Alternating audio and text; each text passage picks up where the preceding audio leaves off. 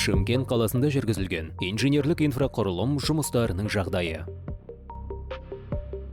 Негізгі жұмыс аяқталғанымен, салдарынан тұрғындар жапа шегуде. Салғырттық танытқан мердігер компаниялар.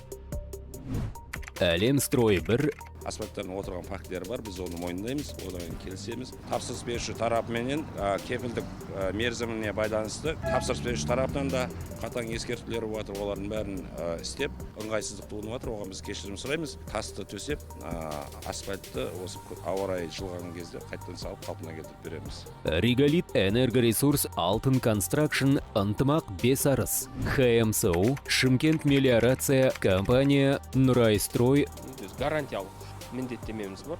Сол бойынша егер әсіресе жолдың отыру байқалса, соған сай гарантияға байланысты біз ол кезде сразу қалпына келіп отырамыз. Газ Ойл Сервис Бұрған 2005 Асат Құрылыс жауапкершілігі шектеулі серіктестігі. Негізгі жұмыстар бәрі аяқталған.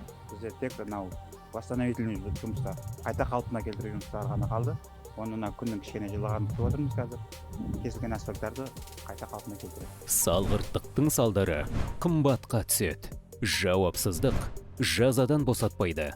Бастаған істің аяқталуы ғана емес, сапасы да сұралады.